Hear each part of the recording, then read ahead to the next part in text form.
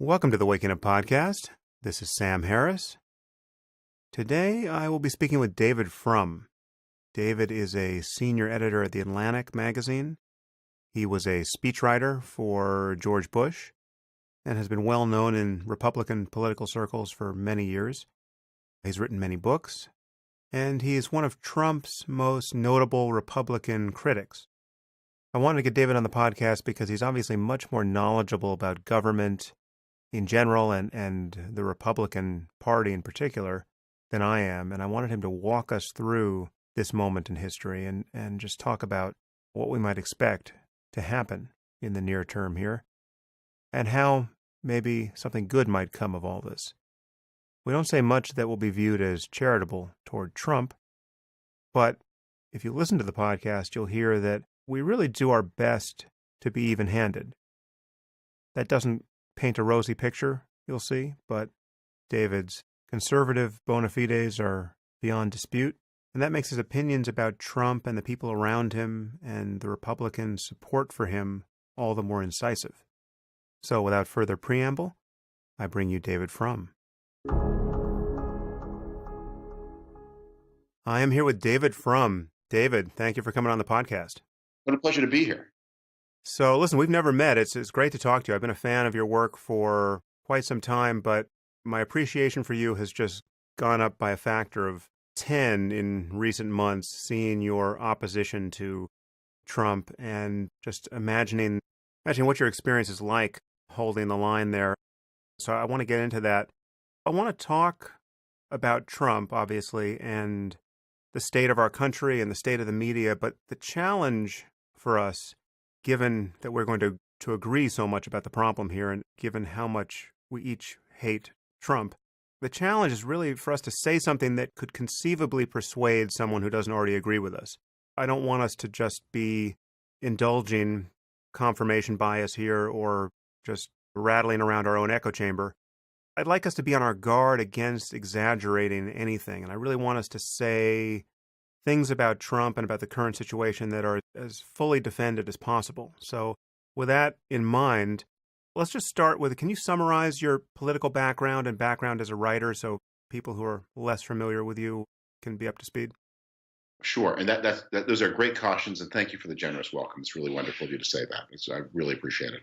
And maybe to answer your question about not getting bottlenecked, maybe after I give that introduction, maybe the place to start is like, I'm going to present some things where I think Donald Trump is saying some things that are worth hearing, some things that are true, and where he's maybe, if he's not right, he's on to something important. But here's my background. I was born and grew up in Canada, in Toronto. My mother was a quite well-known Canadian journalist, in fact, a very well-known Canadian journalist, a host of a radio show called As It Happens in the 1970s, and she went on to host a program called The Journal, which was the CBC's Canadian Broadcasting Corporation's main late-night face-to-face television talk show in the 1980s.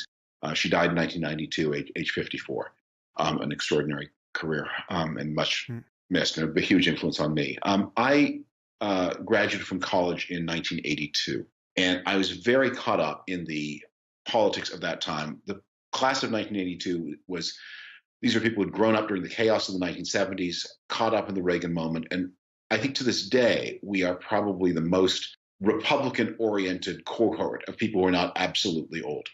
And so that was a huge influence on me. I worked for many conservative magazines over the years, National Review. I was on the editorial page of the Wall Street Journal. I worked for conservative think tanks, the American Enterprise Institute and the Manhattan Institute. And to catch the story, I'll skip over mostly earlier parts, but to catch the story up into the more recent times, in 2001, I joined the staff of the George W. Bush White House. I worked as a speechwriter there for 2 years. After that, I departed and wrote some books. I wrote a history of the 1970s called How We Got Here. That was published just before I went into government. I wrote a memoir of my Bush time. I've written about 8 books altogether, including most recently a novel of all foolish things. I went to work from the Bush administration at the American Enterprise Institute, where I did a lot of work on the need to understand the consequences of the failure of economic expansion to pay off for middle-income people. I wrote a book about that was published in 2007, and I started a website on that subject called Frum that flourished from about 2009 to 2012. I think I obviously overdid it because I got sacked by AEI in 2010 Mm-hmm. for going a little too far. I was kind of disgruntled about that at the time, but in retrospect, I think if you drive through enough red lights, you can't be angry if the state trooper writes you a ticket. And have arrived at the Atlantic, where I'm senior editor. I've been working here since 2014, and I've written a number of articles on all of these various subjects and continue to write on the Atlantic website almost every day. You've done some amazing journalism there with respect to this current moment. There's one article that has got to be among the most viral in recent history from the Atlantic. The title is How to Build an Autocracy. So many people have been talking about that. I actually want to ask you about the good case to be made for Trump, if there is one, but let's hold off on that for a second. There's one sort of scene-setting question that I'd like to ask you here, kind of a personal one, what your experience has been taking the stand that you have, because you're among the few really prominent conservatives who came out against Trump early and stayed against him. I put, Bill Kristol and David Brooks, and I guess Bret Stephens of the Wall Street Journal in that category as well. I've heard from other conservatives who've taken similar positions that their experience has just been a nightmare. I'm wondering, have you had a rough go of it at all, or have you just come out of this unscathed? First, I can't complain. Compared to what anybody has to put up with in a genuinely unfree country, it's nothing. Second, I would say, you remember that saying, if you want a friend in Washington, get a dog? Right. I have two dogs, so I got good friends. But more seriously, actually, I think I've gotten off quite lightly compared to some other people, and that was maybe due to the experience I mentioned in the setup bit, where I've been through this before. This happened. I went through this experience in a much more traumatic way between 2009 and 2010. And at that point, I was concerned that the then new Tea Party movement was way too radical, way too hot, and I urged a more restrained form of opposition to President Obama. The article that got me fired from AEI actually was one I'd been writing through 2009 and 2010 to those conservatives who imagined that by stopping the healthcare law, they would destroy the Obama administration. Please remember, the Democrats have also seen this movie. They know how it ends if they don't hold together. They will hold together. They will pass this law. And so the smart thing to do is to negotiate. It's full of things that you don't like, but it's also got things in it that you should like. So this is a time to do business, Right. to negotiate, because this law will pass. And if it passes over your opposition, you will be spending the next quarter century trying to fix things that you could fix for the asking today. On the day the law passed at the end of March, or it overcame the last procedural hurdle, after which it was a clear shot toward the president's signature, and that was the end of March 2010. I wrote a blog post on my site called Waterloo that said people like Jim DeMint had promised that by breaking this law, they would deliver a Waterloo of defeat to President Obama. This is the Waterloo, indeed, of the radical Republican opposition. This law will never be repealed. I still hold to that prediction. Yes, Republicans will do well in 2010, but legislative majorities come and go. This law is forever. And the radicals led us to disaster. And after that, I went through the experience that many of my anti-Trump conservative friends are having now, of true social isolation, true accusations of betrayal, saying, the only reason you say this thing is because of those legendary Georgetown cocktail parties, and anybody that radical critics always presume that people would pay any price to attend. They're not so great. And I went through that experience. In fact, for me now, on a personal level, I find I've been operating this little lemonade stand by the side of the road, and I'm now seeing a lot of people stopping by to buy lemonade. So it's actually been a kind of congenial experience. And I've had this kind of grim amusement, not surprise, of seeing that a lot of the people told me in 2010 that by saying we should try to come up with a market-centered approach to universal health care coverage, that I was a sellout with that principles, they are now working for Donald Trump, or apologizing for him, and a case where there is no principled case for doing this. And that has been a kind of grim amusement to watch that. Yeah. Well, what was your experience watching the actual election results come in? I was totally surprised. I was in Canada. I was on the set of the CBC News. They had a panel covering the election results, and I was stunned. They were not what I'd expected. I'm quite sure, for example, that Trump could not break through in Michigan because of the high levels of minority vote in that state, but he did. So I was blindsided. I was up till 3 o'clock in the morning that night It was an overpowering thing. I was actually coming out of a TV studio at 3 a.m. with the streets deserted in Toronto, a foreign city, and walked back to the hotel I was staying at. It was really cold, but I walked anyway, and you just felt like there had been a chapter in one's life and human history had just turned in a way that I knew then was not going to be good. Nothing good was waiting for us. We're going to get into the dark side in a moment, but to start and to be as generous as possible without being delusional, what is the smartest case you have heard in defense of Trump? If you had to give the most respectable case for having supported him until this point and for continuing to support him even now, what is that case? Well, Donald Trump got and even continues to get three big things right that the rest of the political process had tended to ignore. The first of those things is the crisis in what is happening in American rural life. Donald Trump uses the phrase inner city a lot when he wants to convey trouble and drugs and crime and despair. But actually, American center cities are having an amazing revival almost everywhere, even in some pretty hard-pressed places like the Clevelands and the Philadelphias. The center cities are doing fine. Where you see real trouble is in the small towns and rural areas. Drug abuse and family breakdown and levels of imprisonment, signs of social dysfunction that you would associate with the beginnings of the crisis in Black America in the 1970s. And Donald Trump went to those places and channeled the unhappiness of those people who, a lot of the rest of the political process have tended, they should just move. They should just, move to Brooklyn and serve coffee. He understood them and intuited what they were about. And that is really important. They have not been heard and they needed to be heard. The drug crisis in America is a rural phenomenon as much or more as an urban phenomenon. He got right that we have had a series of beliefs about trade that grew up in the days when we were building a trade system that included fellow democracies, and then the Pacific Rim countries that maybe they weren't always democratic, but at least they were small, places like Taiwan and Singapore. They weren't, at the time we brought them into the World Trade System, not democratic, but they were not also so big as to make a difference to anybody else. And then we applied all of those ideas to China's arrival into the world economy. And it has not worked in the same way. That we have had chronic and massive trade imbalances with China, and those have caused real, harsh, ongoing dislocation for a lot of Americans who work in traded sectors. And while we talk a lot about, well, the winners will compensate the losers and we can retrain people, we don't do anything about that in proportion to the severity of the shock. And Donald Trump was talking about something important when he talked about the trade arrangements that worked in the past have stopped working for a lot of Americans since the year 2000. And the third thing I think he perceived something true and made a real contribution was on the immigration issue. Immigration is described by economists as the only policy that has no costs, only benefits. Well, that's not true. It has large costs.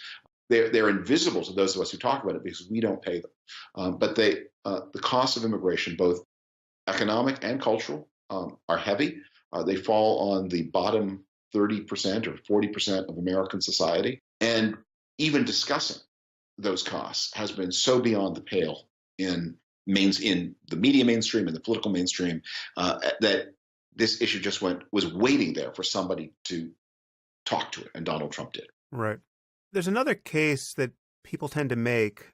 I grant all of that. I think all of that is interesting, but none of that suggests that Trump himself would be the right person to implement any changes in any of those three areas. One argument I keep encountering from reasonably smart people or ostensibly smart people in defense of Trump, the man, really, and all of his erratic unprofessionalism, as was totally on display in his last press conference, people seem to think that there's something about him being a little nuts or seeming a little nuts, which in just a purely game theoretic way could turn out well for us, both domestically and as a matter of foreign policy. Domestically, we have just this ossified political system with vested interests and bureaucracy and deep state, and he is like a wrecking ball that is just swinging through that and clearing out the mess that it would take someone like Trump, perhaps someone as unhinged as Trump, someone as narcissistic as Trump, to do that dirty work. And as a matter of foreign policy, it could be advantageous, again, just along game theoretic lines, to have a bull in a china shop, right? Who will break the right stuff and who will keep our adversaries on their toes, because now they're dealing with a genuinely erratic, not always rational person. And so we could expect our adversaries, like North Korea or Iran or even China and Russia, to be somehow more compliant. Does any of that make sense to you? No, I'm sorry to say. I know it's not your own view. Yeah. First, when you speak about Trump the man, as I said, I'm quite sympathetic. I think I have something to learn from his voters on trade, and I'm quite sympathetic to his message on immigration. And I've been worrying about the problems of rural life and what's happening to the American working class. That's been a major theme of my writing since 2000. But this is a little bit like the story of the legendary Plotkin diamond. The Plotkin diamond is one of the most beautiful diamonds on Earth, very romantic. It's got a long and storied history. The Plotkin diamond, unfortunately, comes attended, as famous diamonds often do, by a terrible curse. And the terrible curse is Mr. Plotkin. and that is true here. For Donald Trump, the man, there is no defense. And all the things, that case you make, I mean, it's sort of ingenious, and you can well see that somebody would have made it during the campaign. But Donald Trump, on the day we speak, has been president for close to a month, and we have seen that it's just not true. Actually, that he's not domestically, he's not cutting through the bureaucracy. On the contrary, because he is so massively disorganized and incompetent, that on something like staffing his government, he is lagging far behind. He has not nominated, of the 700 or so Senate confirmed positions, he's nominated only about 90 of those.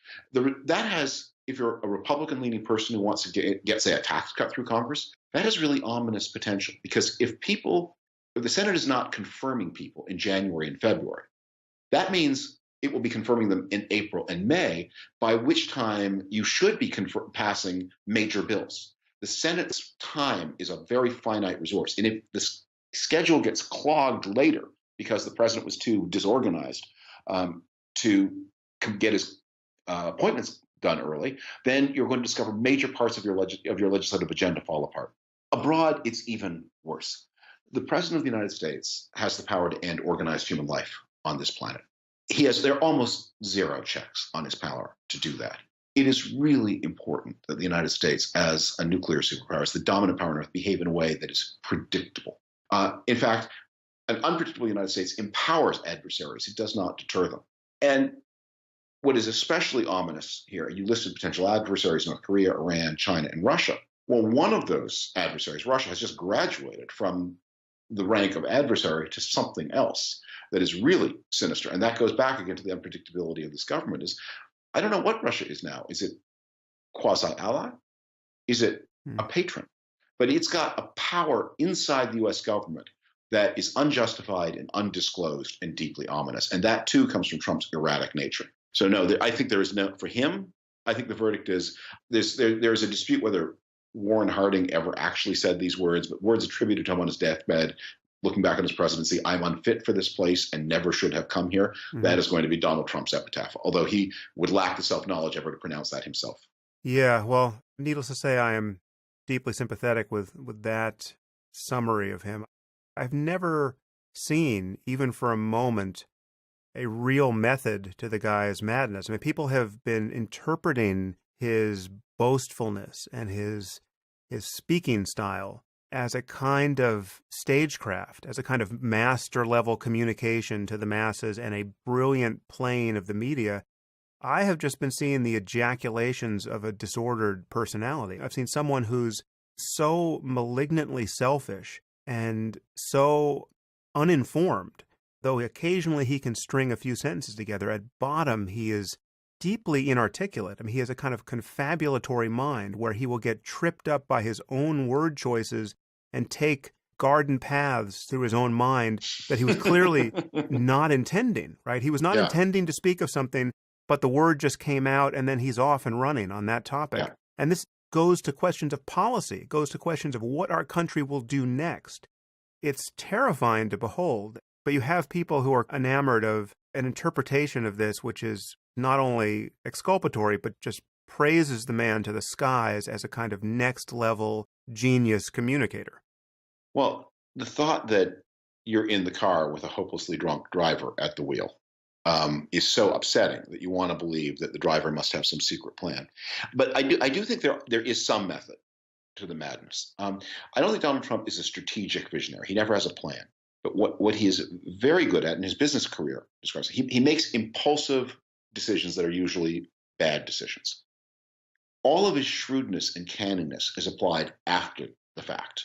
What he's very good at is having made a bad decision, shifting the cost of that decision onto other people, finding people to blame, finding people to cheat. He's very good at that. And he is a master communicator of a particular kind. He is so deeply aggrieved.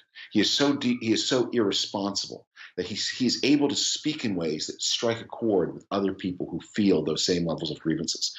I am not in any way making a Hitler analogy here. I'm going to say, I may have occasion to say that more than once. As the analogy I often use is that people, one of the reasons to study history is so that you're not always making Hitler analogies, and you understand that there are a lot of ways that things can be bad. You can be on a bad train, but it has many stops before you arrive at Hitler Station. Yeah. But one of the contemporary observers of Hitler's rise to power, an American journalist named Dorothy Thompson, wrote an essay in the early 1930s about who was susceptible in Germany to Hitler and who was not. And one of the things she noted was that happy people never became Nazis. And I think there's something, Donald Trump, he's so full of bitterness and rage. And you look at the people in his inner circle. There's not a person in his inner circle, except for his daughter and son-in-law, and they have to be there. But there's not a person who's come into his inner circle who has a fully functioning personal life. They are all people who are full of rage. General Flynn, enraged at Obama for firing him from the Defense Intelligence Agency for incompetence. Steve Bannon, a man who obviously has tremendous rage and addiction issues, 3 marriages, 3 divorces. The others as well. And there are millions of people in America who say, you know what? I am just delighted to see Donald Trump be rude to the snobs. I don't care what he's going to do to me. It'll be worth it. Right. Well, let's take a moment to talk about the Republicans for a second, because obviously they are shouldering a lot of the responsibility for what happens now.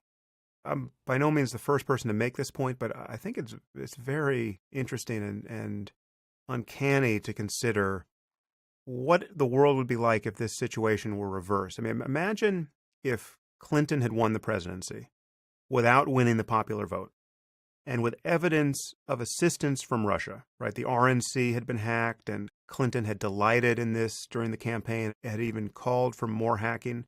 And then, inexplicably, she had only positive things to say about Vladimir Putin, a thug who jails and even kills his political opponents.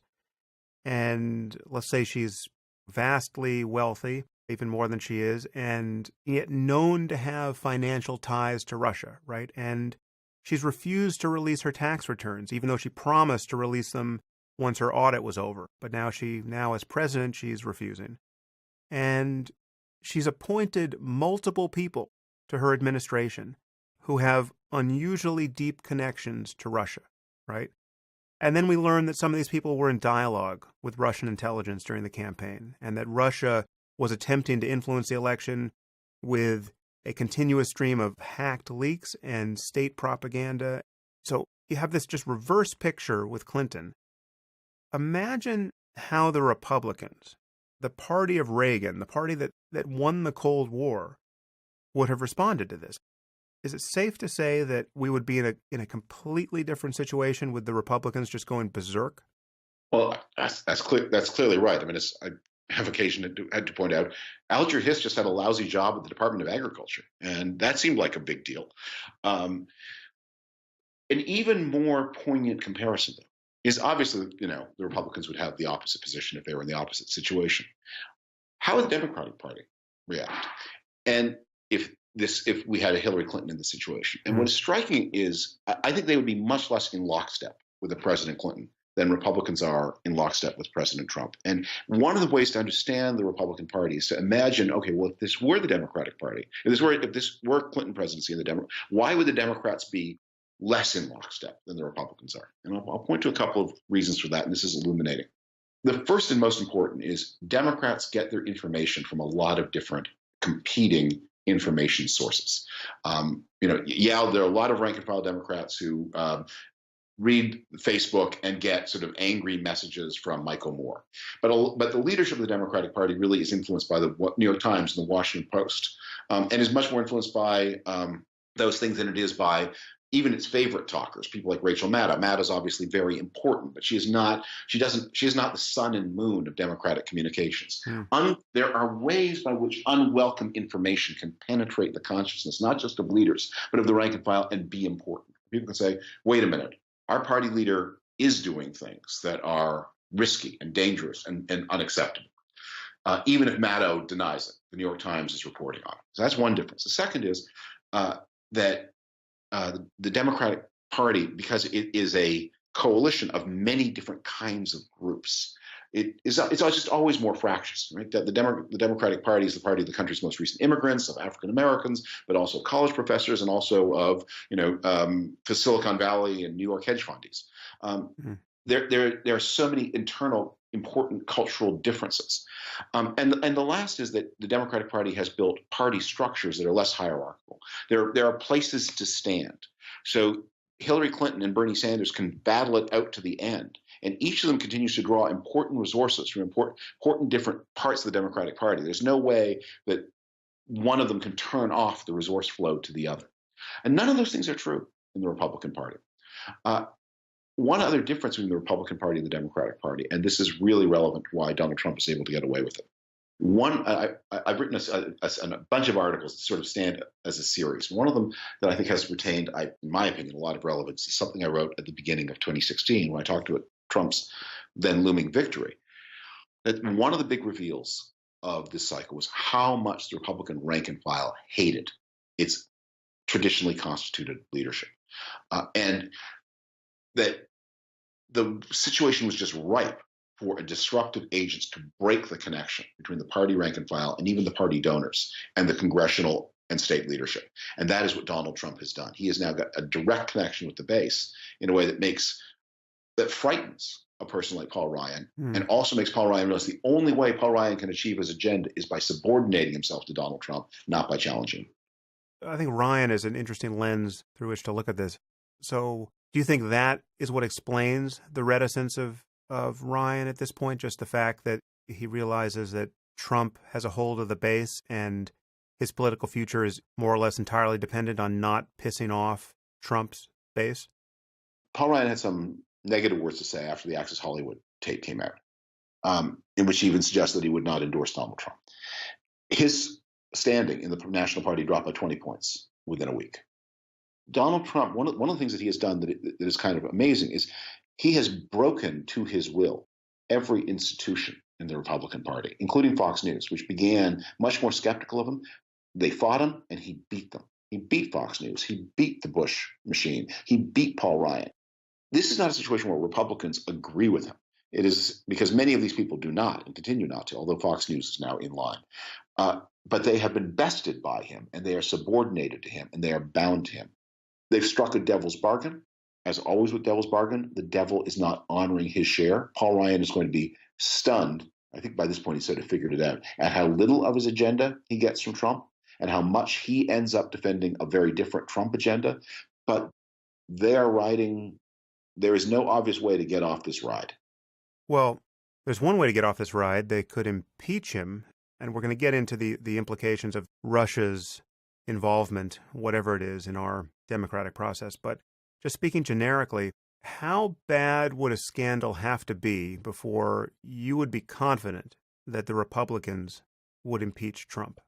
Like one example that comes to mind. If his tax returns were leaked by the IRS, I'm not sure if such a thing is possible, but let's say that happened, and they showed that he had massive indebtedness to the Russian oligarchs, what would happen?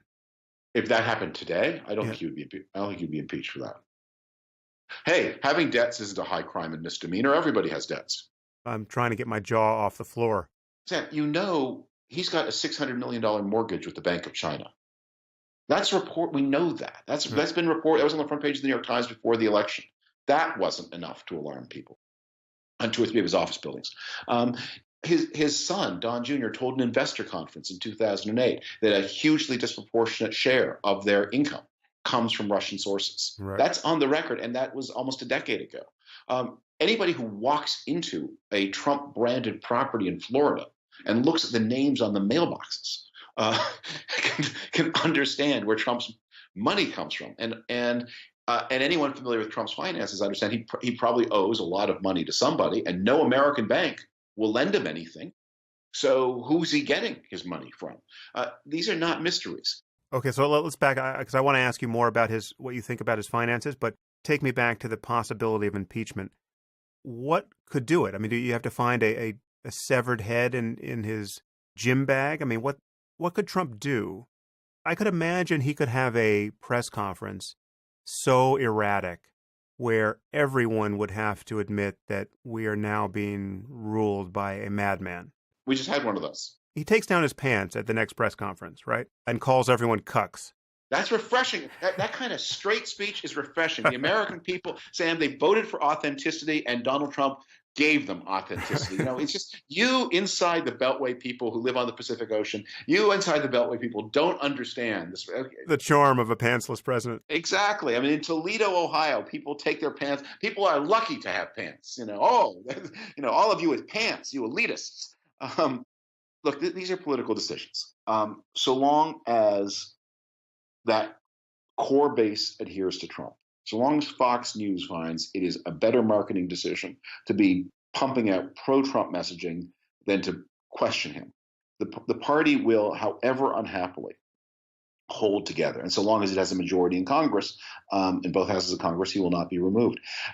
Here's one of the things, and I think in a way this is too early. I don't want to make this your podcast, but I think people are looking for some kind of external solution where the Trump presidency goes away on its own.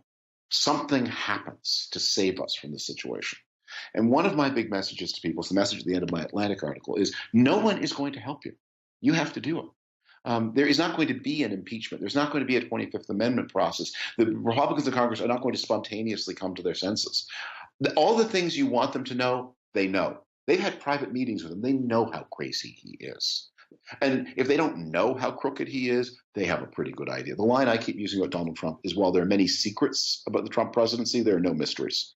Everything you need to know, you know. Many things you'd like to know, you don't know. But the things you need to know, you know all of them. You know he's a crook. You know he is beholden to the Russians in ways he shouldn't be. You know he's surrounded himself with people who have no business being in government at all. And you know Paul Manafort has worked for the past 15 years with the Russian secret police to pillage the people of Ukraine, and then he made tens of millions of dollars for himself in the process. All those things you know. You may not know exactly to whom Donald Trump has debts and how much. You may not know whether he's bound to Vladimir Putin by blackmail or by hope of bigger financial gains or by a genuine spirit of admiration or by ideological. There are things you don't know, but the stories all know. So if you want to do something about this, it's up to you. And when I say you, I mean the people who are listening, and it's up to me. And we have to act. I think Donald Trump is in many ways God's judgment on us. Sorry, that's a forbidden word on this program. I beg your pardon. Not at all. I can take it in the spirit intended. But is a judgment on us for not being better citizens. And if we not being better consumers of information, not being more committed to the political process, not working harder to persuade friends and neighbors, it's sometimes, I mean, I say this of myself too, that, to overcome your normal, to recognize the unique event where you have to overcome a lot of your normal political impulses. And if we're going to defend the country and the Constitution, we have to be better citizens, and no one else is going to do that for us.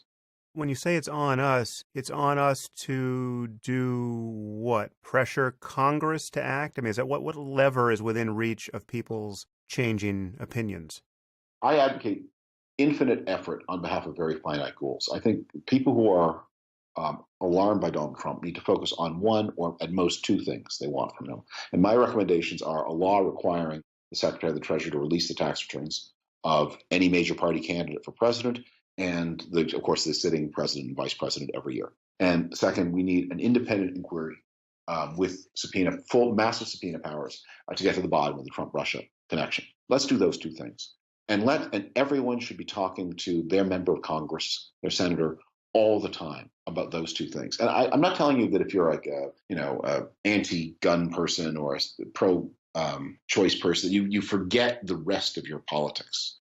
But I think the Women's March on Washington that happened just after the inaugural, although inspiring in many ways, was an example of how things are not done right.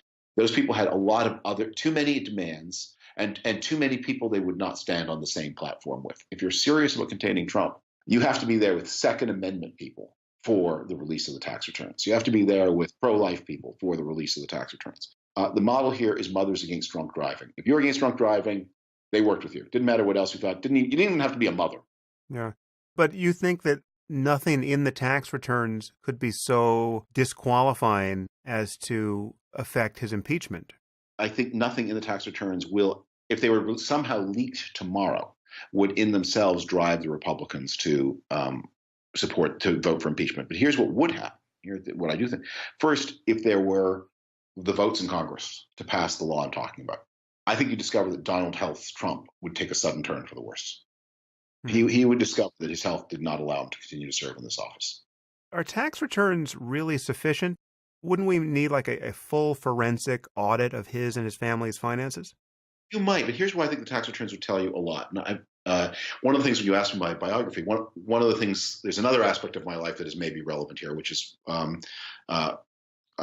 have been for a time, I've worked in the real estate industry, and that's what I spent a lot of time doing between 2010 and 2016. And so I understand a little bit. Real estate finance does tend to show up in your personal tax returns. Your partnership, because what you want to do is you want to have a lot of these losses flow from the corporate side into your personal side. Remember, Donald Trump has that big $900 million or so tax loss that he took in, and he's continuing to offset personal income taxes against that tax loss. And that means it suggests it means that he's organized his affairs so that he is declaring partnership income and royalty income in the same places that he's taking these losses. And since the losses are on the personal return, therefore that's where those other income sources must be. And then and you have to do disclosures. By the way, another thing you're required to do on your income tax return is disclose any foreign bank account you have, over $10,000. So anywhere where he would have money, that would be in an annex. Now he may not have disclosed it, but then that would also be trouble. So I think we would learn a lot. You wouldn't necessarily learn the identity of all of his partners, and you wouldn't learn. And one of the things you have to do is not only declare how much money you have in a foreign bank account, but the maximum amount of money you had at any point in that year.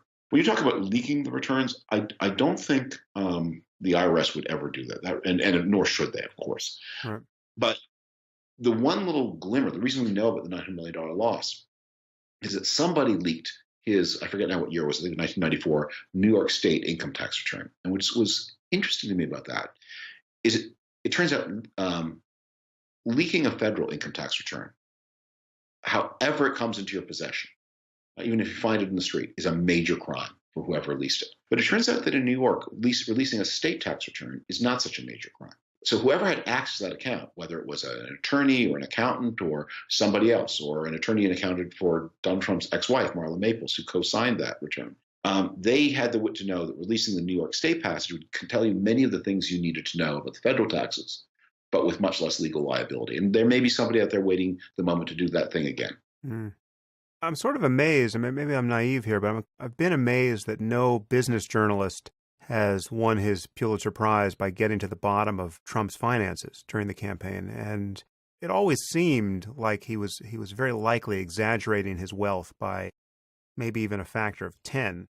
Tim O'Brien, who was editor-in-chief of Bloomberg News, wrote a big book about Trump's finances about a dozen years ago and was sued. Trump lost. And in the course of the lawsuit, O'Brien did discovery and learned a lot about Trump's tax returns.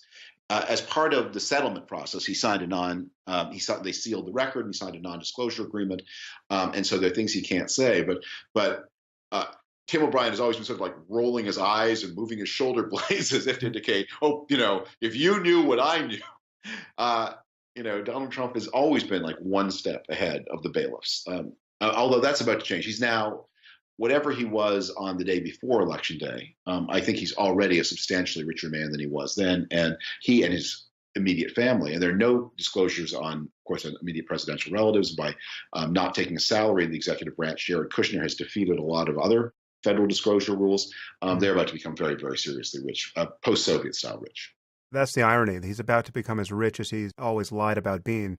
Perhaps just take a moment to paint a picture of what that's like. How can Trump and the family enrich themselves as a result of being in power? Oh, so many ways, and many of them improper, but not illegal. For example, somebody is building right now a shopping mall in Malaysia, and they decide they want the Trump Organization to have a role, and that they're so happy to have the Trump Organization there that they ask for no money down. And what we'll do is we'll give you a 25% share of the profits. You pay out your nominal share of the investment from the profits when they arrive. Everything after that is yours to keep. We would never even know such a thing happened. And that would probably, unless you can demonstrate that there's a strict quid pro quo bribe, it's not clear that any of that would be illegal. The United States now has one of the loosest bribery laws in the developed world, especially loose after, you may remember the trial of Virginia Governor Bob McDonnell. No, but I won't hold that against you. Okay, well, the story starts boring, but it gets good, I promise. So McDonnell was the governor of Virginia. He had a patron who gave him and his wife a couple $100,000 of various kinds of benefits: cash, fancy clothes, fancy watches. And McDonnell, and then the patron ran a vitamin supplement company, and McDonnell arranged a series of meetings for him with important people in the state government, in which he would tout the state government should be including his supplements within the state's Medicaid and other insurance programs. McDonnell and his wife were convicted on something like 20 counts of corruption, and they were both sentenced to prison. He appealed to the Supreme Court, and the Supreme Court overturned the sentence. The law they made, the law had always been, you were guilty of bribery only if there was a quid, that is, you received something, there was a quo, you did something, and we could prove the pro in the middle. That is, that the favor, you could prove that the favor was done because of the gift. You couldn't merely point to the favor and point to the gift and convict the politician. You had to prove intentionality. So that's already incredibly hard. But the Supreme Court then said something else. And the quid pro quo had to persuade the politician to do what the court called an official act. And merely setting up a meeting with a state bureaucrat is not an official act, because that's just something the politician did as a politician and not as an office holder. So it is legal to take money and set up meetings for the guy who gave up the money if you, as the politician, are not the person who then says, okay, and here's the contract. That's on the bureaucrat. So in that Malaysia case I mentioned, it's going to be very hard to come up with a criminal conviction. Providing the Trump Organization declares all the taxes and meets all of those technical requirements, a lot of this stuff may be legal. They're doing these things right now. This weekend, the two Trump boys will be in Dubai with millions of dollars in security costs of the UAE, Abu Dhabi, with millions of dollars in security costs to the taxpayer as a result, and they will be promoting a hotel property that they are opening there. Do you think the state government of Abu Dhabi is going to be looking with more favor on that project than it looked a year ago? Obviously. That stinks, but it's happening and it's not illegal. So this is not something that falls under the Emoluments Clause? But the Emoluments Clause is not self-executing. It is forbidden for the president to take these foreign gratuities. But defining what is an emolument requires a statute, and there isn't a statute. And it's not clear who would have authority to bring a case, and it's not clear, by the way, the Emoluments Clause refers to princes or governments.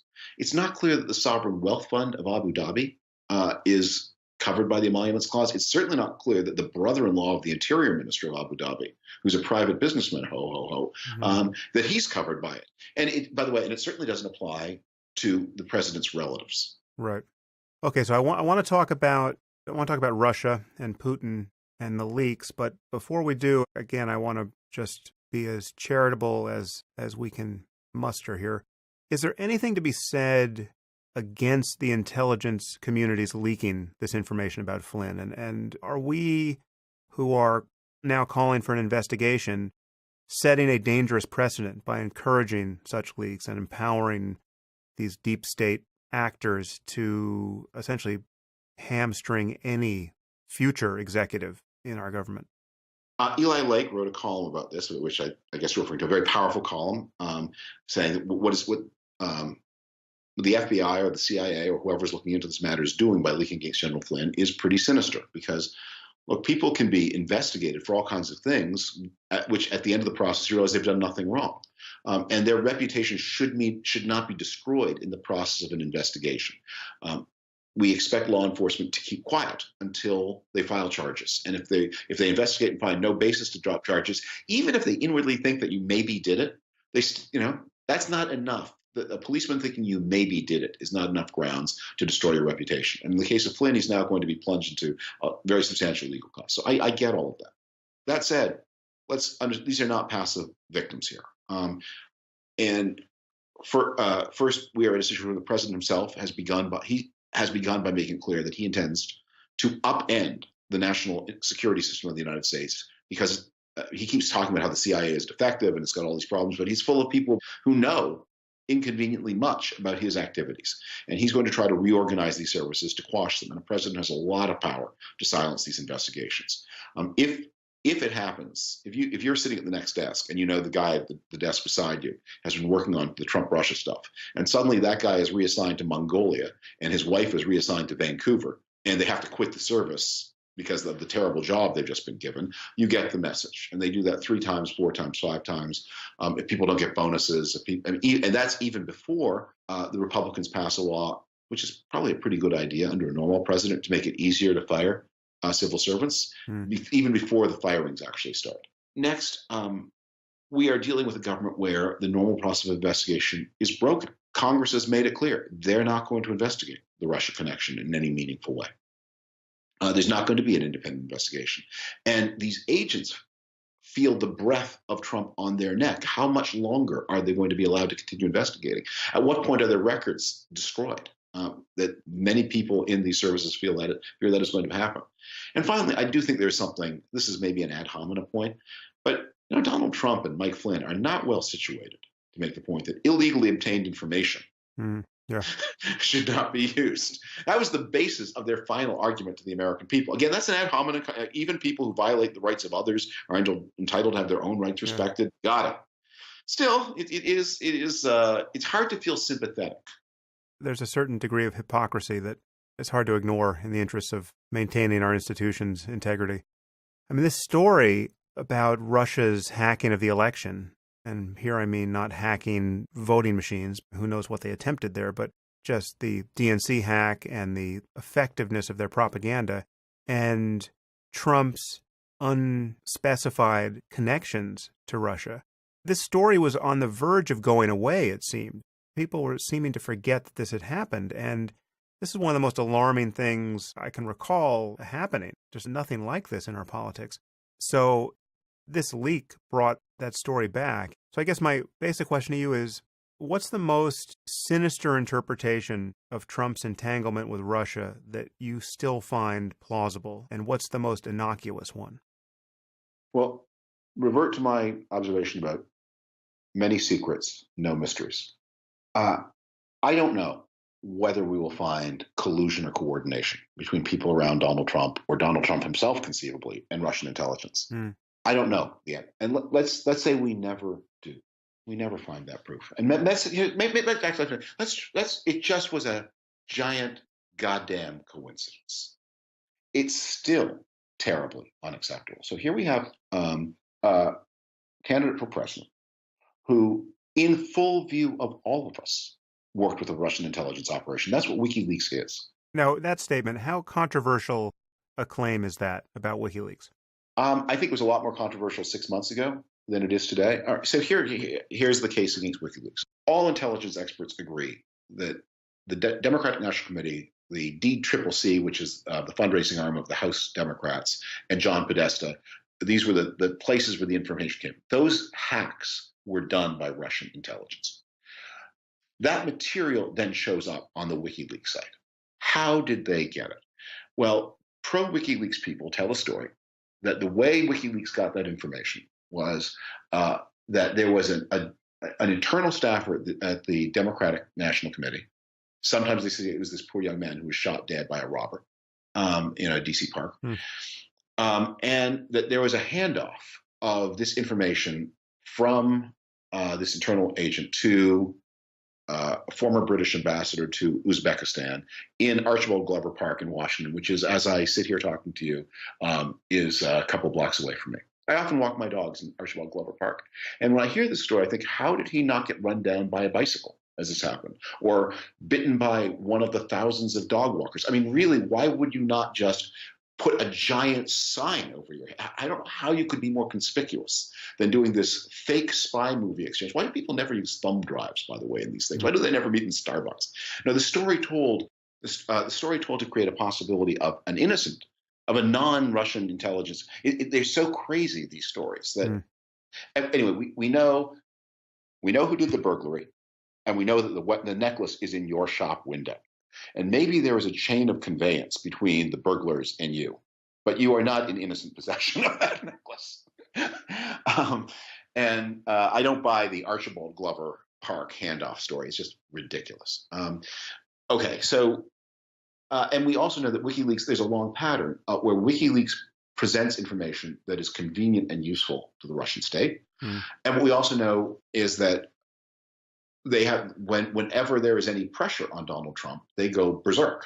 They are actually fairly above board about this in their pro-Trumpist sympathies and their intense detestation of not just Hillary Clinton, but mainstream politicians throughout the West, like the campaign of disinformation they're running against Emmanuel Macron, who's the non-Putinist candidate for president of France in the elections this spring, where they're suggesting he's leading a secret life and that he's pretending to be married and Catholic and have kids, but in fact he's been secretly a pedophile all along. Anyway, so that all happened. So Trump praising WikiLeaks and urging the Russians to hack Hillary Clinton's emails more, and not speaking up on behalf of Americans whose rights were being violated by a foreign intelligence espionage operation. That all happened on television. We all saw that. That's not a secret.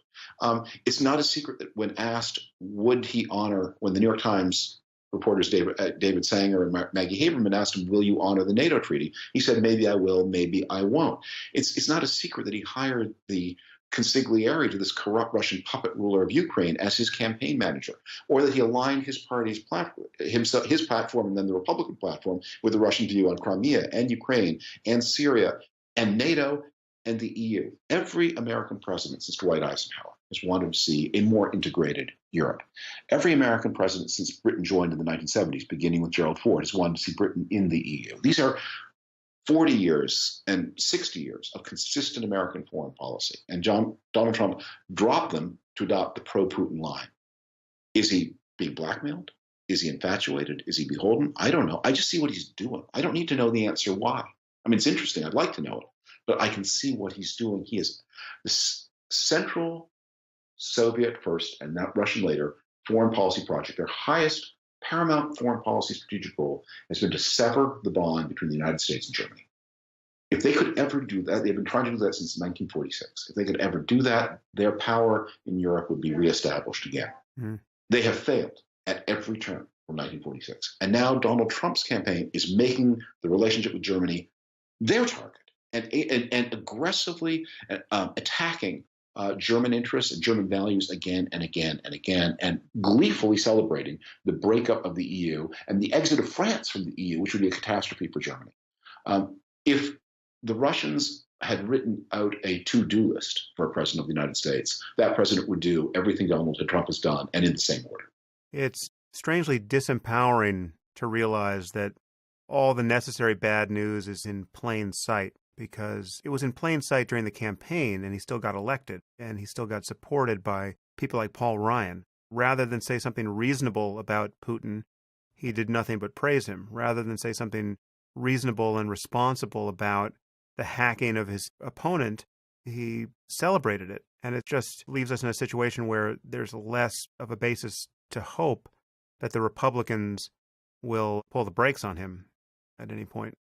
I have a couple of questions from Twitter here that I just want to kind of rapid fire questions. And then I want to just, as a final topic, talk to you about journalism and the state of the media and the fake news problem. But this is from Twitter now. Who would you like to see run against Trump in 4 years? Well, I would love to see an internal Republican Party primary challenge to him that was successful. I think that could come from a number of our new governors elected in the past couple of cycles. We have an amazing Republican governor in Missouri. He just elected there. He's he's in his first month as governor. He's totally focused on Missouri stuff. Eric Greitens. I think he's reform-minded. He's vigorous. It sounds like a joke. He's not only a Navy SEAL, not only a Rhodes Scholar, but a Jewish Navy SEAL and Rhodes Scholar. So I know that sounds like a knock joke, but it really happened. I did not know they made Jewish Navy SEALs. Rhodes, yes, exactly, but they did. And he's a wonderful writer. He wrote a wonderful book about a very winning book about his experience of surviving the Navy SEAL course. People like that. If there isn't a primary challenge, I have to say. Obviously, I would like if the Democrat that would put me in a position of having to vote for a Democrat for the second time in my life, which will be uncomfortable for me. In that case, I would like somebody who is as much a national security Democrat, a business-oriented Democrat, a keep the taxes and spending not too berserk and the political correctness not too crazy kind of Democrat. I don't know if they're still making those Democrats, and I don't know if 4 years from now they will be still making those Democrats. But the closer the Democratic nominee looks to Bob Rubin, the happier I'll be. Yeah, this is my concern. You've just alluded to my concern about the Democratic and the liberal response to Trump. I just see that Trump is bringing out the worst in the left. We're seeing this swing into identity politics, and it's amplifying everything that was guaranteed to lose against him the first time around. Do you think the Democrats can regroup here and become more centrist and sane on these issues? I think the future here is still so plastic, so moldable, that I don't like to be in the prediction business. What I want to do, I want to be in the action business. So I am working for supporting independent-minded Republicans in Congress in the next 2 years. After that, if there's any plausible person in the Republican Party who will make a primary challenge to Donald Trump, I will, including if I disagree with him about if Ted Cruz does it, I will be knocking on doors for Ted Cruz. Somebody I would not normally support for president, but I would rather see Ted Cruz as president than Donald Trump. Ted Cruz I don't think he'll get us into a nuclear war by accident. Yeah, that's a low bar. Yes, it's a very low bar. But I'll tell you. I think one of my personal rules for the next 4 years is don't be so fussy. Don't be so fussy. Take what you can get. And if there is no primary challenge, look, I'd rather see Bernie Sanders be president than Donald Trump. I mean, as crazy as he is, I think he's not a crook. Yeah. Okay, more Twitter. If Trump's infrastructure spending creates jobs, how do we prevent it from bolstering his authoritarian agenda? That's the opening paragraph of the article I wrote for The Atlantic. One of the things, there are two misconceptions. I talked earlier in the program about don't think he's going to go away on his own. Don't think that in this clash between Donald Trump and the FBI, CIA, that the president must lose and the so-called deep state, which isn't that deep, must win. The president has a lot of power over them. And second, don't think he will be as unpopular 9 months from now as he is today. Because if you get some kind of tax cut, if you get deficits, if you get fiscal stimulus, if you have an infrastructure program of some kind, and if you have some immigration restriction that strengthens wages at a time when the economy is growing, he may turn out to be a pretty popular president, at least popular enough. You just need to get to 50%. This is not like the olden days when you got north of if a president can get to 50% approval rating, that president is probably heading to re-election. Okay, final Twitter question that is seemingly from left field. I guess there's a point of contact here, but I want to know your opinion on this. What's your position on Edward Snowden? No, I think he should be in prison. Yeah, I mean, I don't know. I don't know at what point in the process he became a tool of the Russians, whether he be at the beginning, the middle, or the end when he got asylum in Russia. But I know he has betrayed important American national security secrets. He has an excuse, as people who do those things always do. If you've got If you think that you've caught your government doing something illegal, you should put that information in the New York Times, not in the hands of Russian intelligence, and then you should stay home and defend yourself in court and prove to the country that you were right and the government was wrong. But if you give the material to the Russian state and take refuge in the Russian state, I have not a tingle of sympathy for anything you did, no matter how justifiable you claim it was. Needless to say, that only strengthened your conservative bona fides with our audience, which makes everything you've said about Trump and the Republicans all the more poignant. Let's just take a few minutes to talk about what's happened to journalism and how we fix it, because I guess let's take this from the side of a rosy future. If I told you that over the next 10 years, we ushered in the golden age of journalism and that social media became an unambiguous force for good, and we just solved all these problems of fake news and misaligned incentives, and we had a truly healthy media landscape, how did we get there? Well, I think there are some grounds to hope that we will see some kind of renewal of national spirit because of the Trump presidency. I think that really is a possible thing. I see little spring buds everywhere around me. If you work for a mainstream media company like The Atlantic, we have never had more readership than we've had in the past few weeks. And not only readership, we've had a surge in subscriptions. People suddenly want to pay for journalism. They understand that if you don't pay for it, you get RT and InfoWars. Yeah. They're getting that. The New York Times has seen apparently the biggest surge in its online traffic, its online subscriptions ever. And meanwhile, papers that have been less to the fore in telling the truth about Donald Trump, like the Wall Street Journal, have seen their prospects damaged. The market is saying we want truth and we'll pay for it. Now, there are limits here, but because remember, most people do get their news from Facebook. Facebook is the biggest and most important media company in America. And Fox News is going from strength to strength, and I think that's an unfortunate development. But I also see a real rise in civic engagement. You see these people who are coming to the town halls. That is tremendously inspiring. That's how you hold the authorities accountable. Go to their town halls, confront your congressman, and be respectful and responsible, but be firm. He works for you, after all. She works for you. So that's the scenario, is that this becomes a season of political engagement.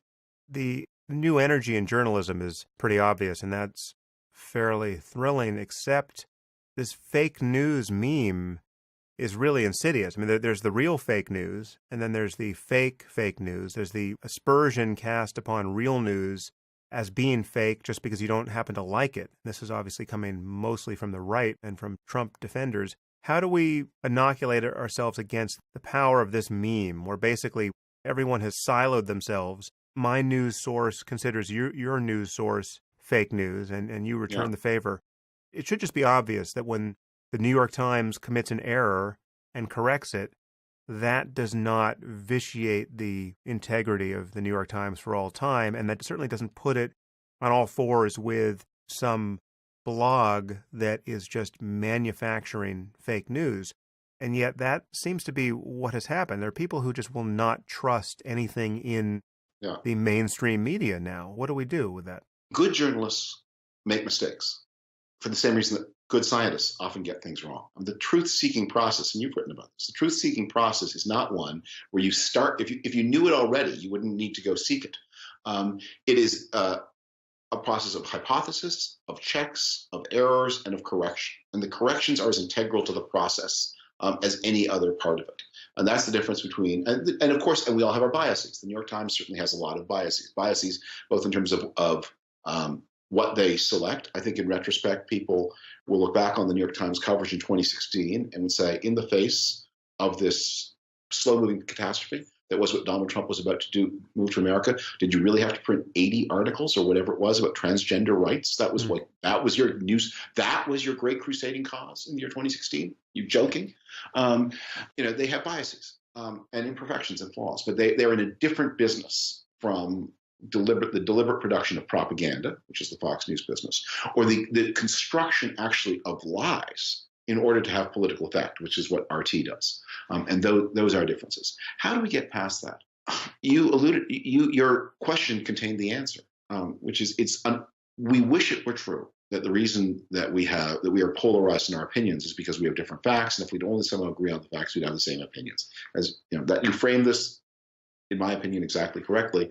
We start with the different points of view, and then we go find the different facts to support our point of view. So the answer to this problem about media is embedded in an answer to our society, that we have to find some ways to make American society more cohesive. And I have my thoughts about that. They're probably somewhat different from your thoughts, but a more effective and cohesive society in which more people feel they are full participants will be, I think, less vulnerable to this kind of disinformation. So when you say your thoughts are different from mine, you picture some significant role for religion here to bring people together? Religious institutions are important. I think a slowdown in the rate of immigration is important. We have to be, I think that as society becomes more diverse, it becomes less mutually trusting. That politics comes to feel more and more like a zero-sum game. I think we need to see an acceleration of economic growth. We need to be much more clear-minded about the fact that if your town is slowly dying, you're going to have to leave it.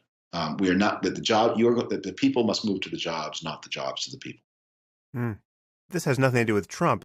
We just have the basic fact that technological progress is of necessity replacing human labor, and the labor is not coming back. Those coal mining jobs are not going to come back, and the auto working jobs are not going to come back when auto workers get replaced by robots. We just have to deal with all of the casualties of that progress head on. Retraining for a 55-year-old auto worker, that auto worker is not going to be the next software engineer at Facebook, right? So we need a social safety net and kind of a new ethic of absorbing the consequences of bad luck better than we do. Well, this takes us very far off topic, but some of the answers to this are contained on the left. We do need a more universal and more national system of health coverage. That people should not be, if they should not be trapped in a town because if they move to a place where there's more work, they have to worry that their health coverage will be lost.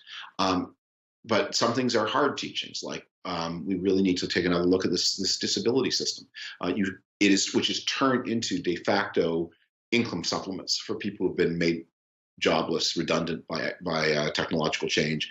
And I sympathize with the judges. I mean, you sit in that chair and you see 20 cases a day of men who are genuinely hurt or injured, who could work, but who don't have the skills to work, and who, if you don't give them this disability pension, are eligible for virtually nothing. So the judge cracks and starts giving people disability, but those lock them in their places where they live. I'm a big defender of the pharmaceutical industry, otherwise known as the people who are curing cancer.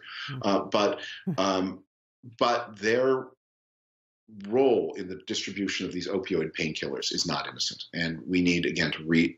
And I'll tell you, I think we all have to, one of the tests of our intellectual vitality is our willingness to let things that bother us more change our views about things that bother us less. I have always been, for example, I've been very much a hardliner on the marijuana question. But I've had to consider, if people have mild recurring pain and they're going to be addicted to something, probably is better that they use marijuana than opioids. And so that's part of my, those are some of the sort of the new doors. But if I talked before about Donald Trump as a challenge to our citizenship, it's a challenge to the frozenness of our political discussions, that we have these real problems and we have these stagnant Republican and Democratic parties frozen in the politics of the 80s, and the Republicans are somewhat worse, but the Democrats are only slightly better. And it created the readiness for this agent of destruction. Yeah. Well, it's a pleasure to begin the process of digging out with you, and you are very much a man who is meeting his moment. It's wonderful to see you on Twitter. I recommend that all of our listeners follow you on Twitter. You are just a fount of good information and appropriate ire on the topic of what's happening in Washington right now. So please keep it up, David.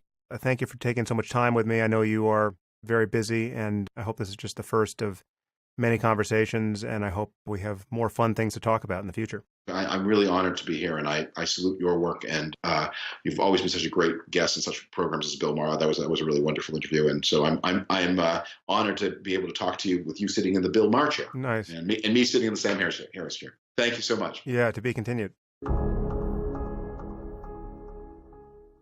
If you enjoyed this podcast, there are several ways you can support